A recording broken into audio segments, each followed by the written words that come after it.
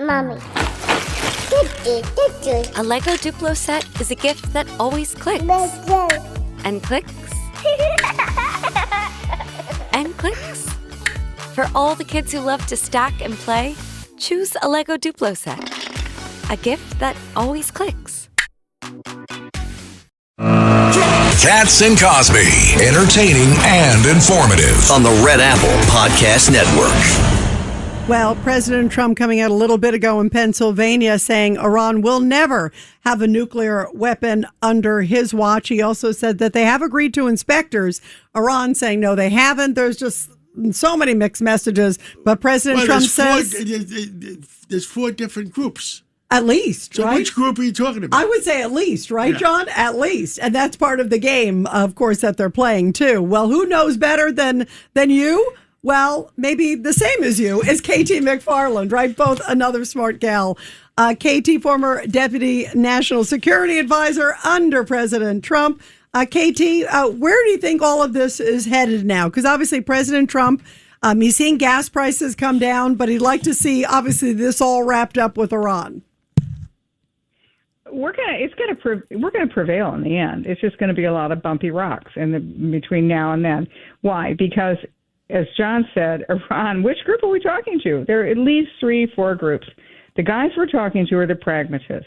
They want a deal. They know they've got a 92 million country people to govern, and they know that they need revenues. They know they need social services. They know they need this war to end.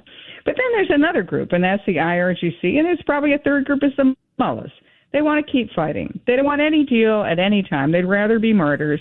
All they want to do is to get nuclear weapons, kill Jews, destroy Israel, destroy the United States. So any deal that we reach with the pragmatists, so-called pragmatists, the other guys are going to try to sabotage. And the way they do it is they unleash Hezbollah. They say, Hezbollah, you go attack Israel, knowing full well Israel will respond. And then Israel responds, and then the IRGC wing of the Iranian leadership says, aha, see, they're not abiding by the ceasefire, therefore we're back to ground zero. So, wash, rinse, repeat. And at the end of the day, the thing that I'm so impressed with is that they have this committee. This is going to meet, and if there's any, it's called the Deconfliction Committee. And anytime there's one of these wash, rinse, repeat incidents where Hezbollah tries to incite Israel to respond and really sabotage the deal, they're going to meet and they're going to say, okay, we're going to put this to one side, and then let's deal with the main issue, which is open the strait, no nukes. Yeah, and listen, obviously the nukes are the bottom line. You know what's interesting, KT? There's a lot of discussion today about who's going to get access to look at the nukes. One of the things is, of course, the IAEA that's done it before, but a lot of people were saying add some U.S.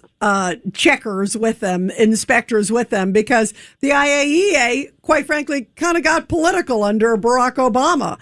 And a lot of people are saying, you want to make sure you have American inspectors, making sure that they really are checking and that nobody's paying off anybody. Well, you don't ever trust anything they say, right? So the IAEA, in any previous agreement, the Obama agreement, others that have happened over time, there were never any real inspections allowed. So we want anytime, any place inspections. In other words, we go up to a lab, we knock on the door, we say, open your door, let's see what's going on in here. In the past, Iran has said, not so convenient. Go knock on the other door across the street, or we'll see in a couple of weeks. So they've always been able to cheat, move their nuclear materials, move a lot of their things around. So we've never had real verification.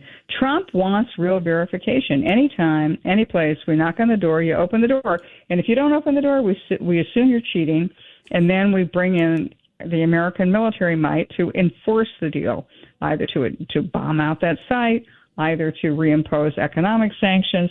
So we have everything in our hand. We can enforce this deal. No other deal has ever been enforced. No other deal has ever been verified. So at the end of the day, it'll be okay, but it's going to be bumpy. It's going to be a bumpy ride between now and then because some groups in Iran really want to sabotage this deal.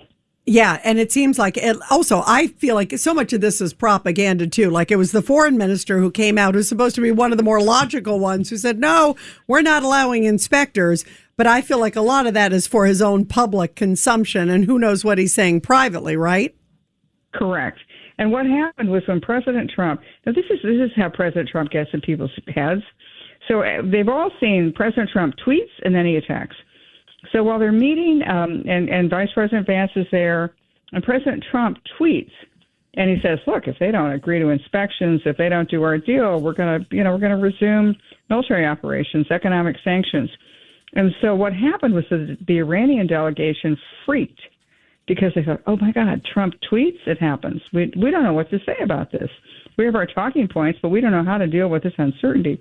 So at that point, they had a hissy fit. They threw down the gauntlet. They said, "We're out of here. We don't want to negotiate. President Trump's not negotiating in good faith." That was really the Iranian team having to go back to Tehran to say, "Oops, what are our instructions now that President Trump is willing to reimpose sanctions and reimpose military operations?" Yeah, well, no doubt. So it's going to be, thank goodness it's President Trump who backs it up with actions. That's all I've got to say President at this Trump moment. is the only one with courage to do what he has to do. And otherwise, you're dealing with people that I guess the word civilization has left them behind. I was waiting for you to use Planet of the Apes again, John. Well, civilization has left them behind. Right, I agree. mean, you have the Persians are very, very smart people. They're great people. Yep. But whoever these other people are civilization has left them behind. And John, the thing is that they feel, I mean, you and I think that there's truth and there's lies. They think lies are justified. It's their religious justification. It's called taqiyya. And it's the Muhammad says that you're justified in lying and obfuscating if you feel that it's going to endanger the religious goals that you have. So they think they're absolutely fine with lying and cheating and stealing. But that's why President Trump will retain the right to verify, as I've talked about, and then to enforce if they don't do, if they want to cheat. They won't cheat more than once. Yeah, that's true. They'll get the message. keep doing what you're doing. Keep telling the people the truth. And thank you for everything you do. And God bless you and God bless America. Thank you so much. And back at you, John. Thank you so much. Absolutely. Thank you, KT.